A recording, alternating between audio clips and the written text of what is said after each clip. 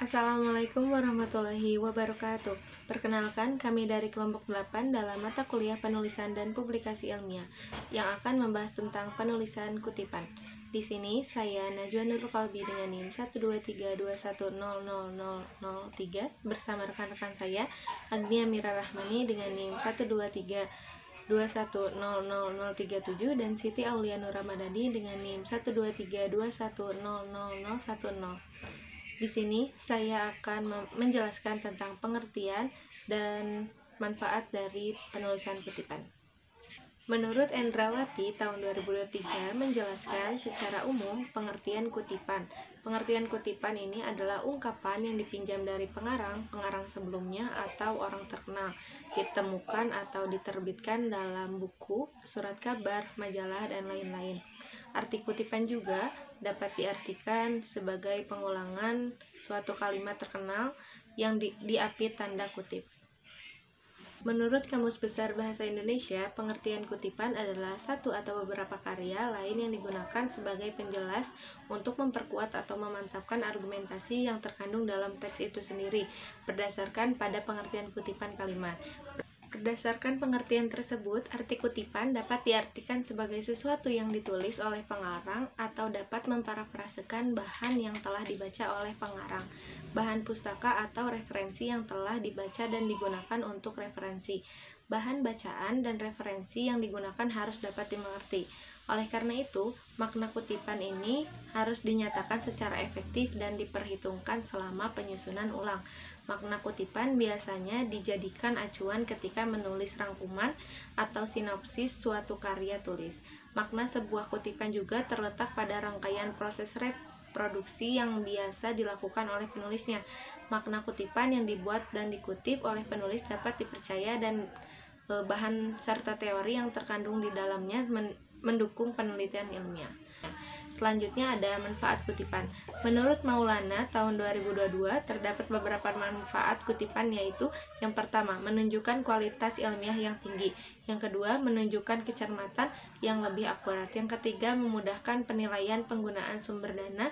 Yang keempat, memudahkan membedakan data pustaka dan tergantung tambahan. Yang kelima, mencegah pengulangan penulisan data pustaka. Yang keenam, meningkatkan estetika penulisan. Yang ketujuh, memudahkan peninjauan kembali, penggunaan referensi, dan memudahkan penyuntingan naskah yang terkait dengan data pustaka.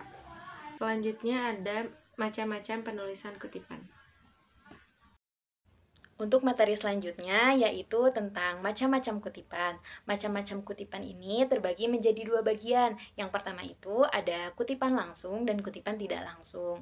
Yang pertama itu adalah kutipan langsung. Nah, kutipan langsung ini adalah penggunaan kata-kata atau kalimat yang diambil langsung dari sumber asli, di mana kita ini tidak mengubah kata atau kalimat dari sumber tersebut.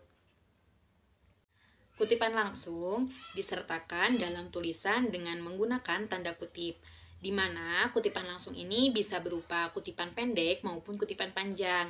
Kalau misalnya kutipan pendek ini, kutipan yang kurang dari 4 baris. Kemudian, dalam sumber informasi yang diperoleh kutipan ditunjukkan dengan menuliskan nama penulis, tahun, dan nomor halaman yang diacu oleh kutipan tersebut. Dalam penulisannya itu tidak ada spasi antara tahun, titik 2, dan nomor halaman.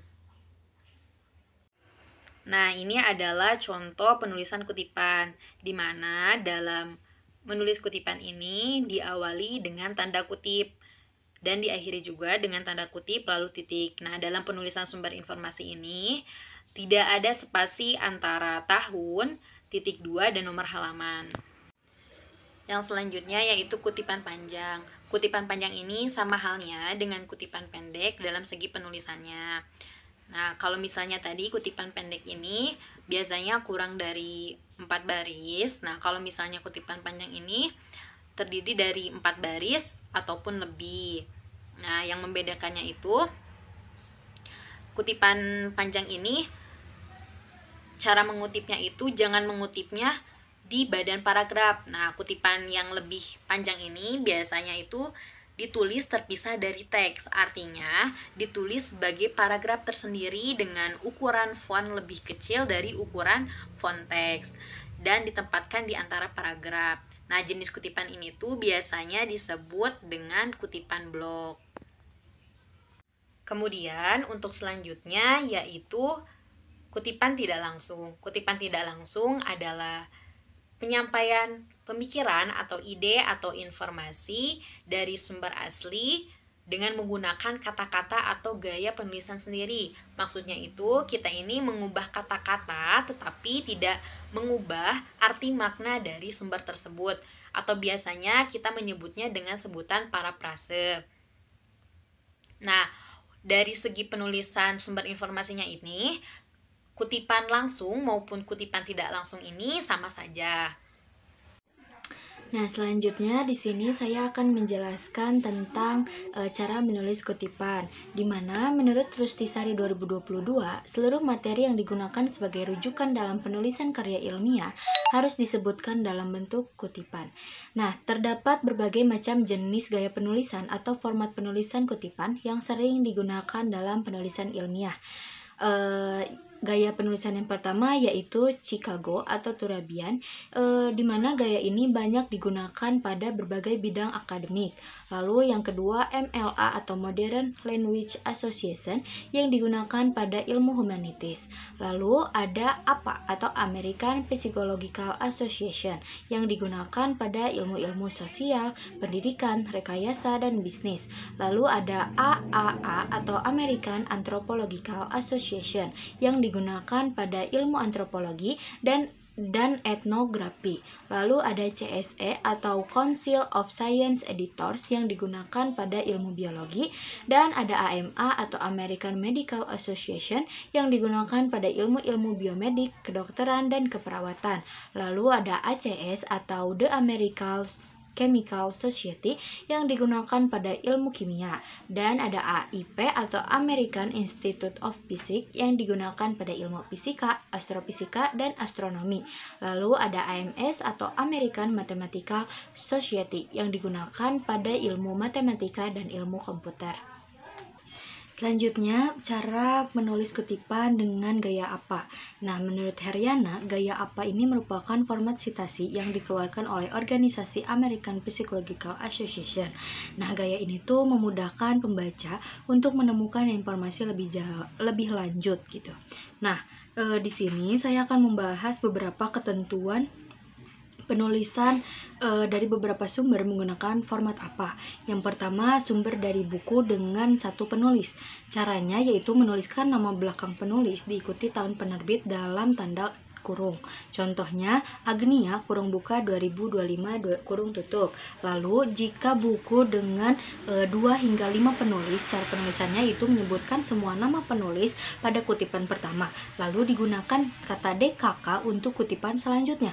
Contohnya Agnia, Mirah, dan Rahmani 2025. Lalu yang selanjutnya buku dengan penulis lebih dari 5 penulis.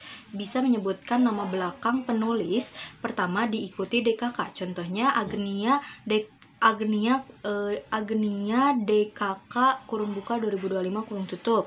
Lalu jika buku tanpa penulis bisa disebutkan lembaga penerbit dan tahunnya saja, seperti Gramedia 2025. Nah, lalu jika bersumber dari karya tulis lain bisa dengan untuk karya tulis yang terdiri dari satu volume, bisa menuliskan nama belakang penulis dan tahun penerbit. Nah, yang ketiga dari sumber artikel jurnal, di mana penulisan kutipan sama seperti buku dengan satu penulis. Jadi seperti Agnia 2025 tadi. Lalu yang keempat, bersumber dari artikel surat kabar atau dari majalah. Cara penulisannya yaitu jika artikel tersebut tidak ada nama penulis, tulis judul artikel dan tahun terbitnya. Contohnya yaitu penulisan publikasi ilmiah 2025. Lalu jika ada penulisnya sama ketentuannya seperti buku dengan satu penulis. Nah, lalu ada yang jika bersumber dari halaman situs atau dari web-web, dengan cara jika ada di webnya ada nama penulis, ketentuannya sama seperti penulisan buku. Nah, lalu jika jika tidak ada penulis gitu, bisa dengan cara menuliskan judul artikel pada karya tulisnya. Sekian dari kami, kurang lebihnya mohon maaf. Wassalamualaikum warahmatullahi wabarakatuh.